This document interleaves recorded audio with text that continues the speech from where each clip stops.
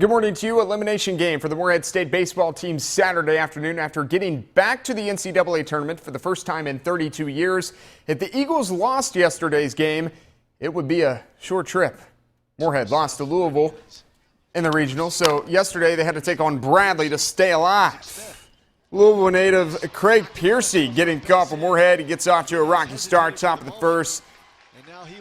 That's Isaac Smith delivering the game's first run. Smith would later score on a sac fly. Bradley up 3-0 after one. It was 5-0 Braves until the fourth. Robbie Spencer sends a shot to the gap in left center. Ryan Kent, Chris Robinson come on down. 5-2 Bradley. Morehead hanging in there. Now it's 7-2 in the fifth. Brandon Rawl bounces one back up the middle. That'll score a couple of runs, but it's 7-4 Braves, and that's as close as the Eagles could get. Bradley eliminates Morehead 9-4. Eagles finish off what goes down as their best baseball season ever. You can't look at it and say it's a disappointing year. Obviously, it hurts right now because we wanted to play longer here. But we reached two of our primary goals. And a lot of seasons that doesn't happen. For where we came as a program, from when I first got here to where we are in year three, I'm very proud of. So I know all the work that not just the players, but behind the scenes, my assistant coaches have put in, from a recruiting standpoint, hours on the road, miles driven, things like that. So very proud of the year we had. I know, it hurts right now, but, we're going to look back on it and, reflect on it and say, well, what a great year for Morehead State baseball. And, it was worth all those hours and miles that my assistants put on, all the hours in the cage that our guys spent. Great year by the baseball Eagles. Now to football. Union head football coach Zach Willis. It is in his second year with the Bulldogs, but on Saturday he shifted his focus from the collegiate level to the high school level. Lauren Cash explains. Usually not a lot going on football-wise in late May, but Saturday, Williamson Field at Union College was put to good use. It's great, it's the first time I've been here. Union head football coach Zach Willis and his coaching staff hosted a combine for all high school football players in the area. Me and my buddy Jordan Ray, the coach came down to the school and talked to us a little bit, and then after that, we wanted to come down here, see how we run and stuff. So it was a good trip, So. This is the first year for the combine, and Willis says about 70 to 80 players participated from schools as close by as Knox Central to as far away as Shelby Valley or Pike Central. It's new for this level, but being in Eastern Kentucky before and coming back and knowing the number one thing we're trying to do is just provide an opportunity these young people to get out and get looked at by a lot of other schools.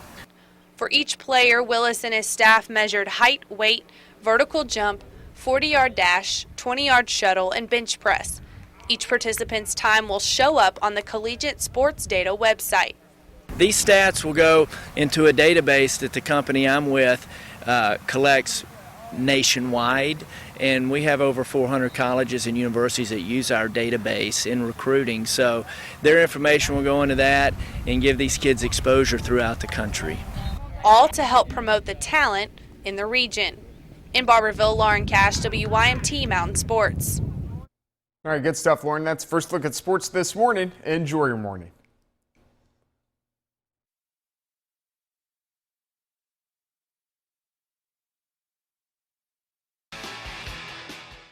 Good morning to you. 3 years ago, Morehead State hired its new head baseball coach, Mike McGuire. In his first season, he won just 16 games. He lost 40. Now in his third year, McGuire has completely turned the baseball program around at Morehead State, breaking school records for overall wins, including 27 wins out of the last 35 games coming into Saturday's NCAA regional elimination game. Morehead lost to Louisville in the first game of the regional. Yesterday, they were taking on Bradley to stay alive in the tournament. Craig Piercy got the start. He gets off to a rocky start in the top of the first. Isaac Smith delivering the game's first run. Bradley up 3-0 after one inning. It was 5-0 Braves until the fourth. Robbie Spencer sends a shot into the gap into left center. All right, now it's just 5-2 Bradley. They cut it within 3 runs. But as we go to the fifth, now they're up 7-2. Brandon Rawl bounces one back up the middle. Nick Newell and Kent come on in. It's 7-4 Braves. Moorhead trying to make a comeback, but that's as close as the Eagles could get. Bradley eliminates Moorhead 9-4. Eagles finish off what goes down as their best season ever in baseball. We want to be in these every year. Nothing easy to do in that, but it starts with players. I'm the same coach that won 16 games 3 years ago, that won 38 this year. I've got better players now. And that's where the recruiting's at. So hopefully the recruiting gets easier. Hopefully, from a institution, they like where we're headed as a program. And the next step for us is we need to do something facility-wise. To make that recruiting easier. And so, that's hopefully they're excited about Moorhead State baseball. I think there's an excitement about Moorhead State baseball that hasn't been there for a lot of years. All right. Staying in the Derby City, the top two seeds in the region, Louisville and Michigan, meeting up in the second game. Wolverines up 1-0 in the seventh. That is until this, a 2-out, 2-run shot from Danny Rosenbaum. That's a bomb. Louisville up 2-1. Game tied at 3 in the top of the ninth for Tate's Creek product. Devin Harrison. Johnny Slater, go get it. Now, the problem is that was in foul territory. Runner can still tag and score. Probably shouldn't have caught it. That allows the runner to score. Louisville improves to 2-0 with the 4-3 win.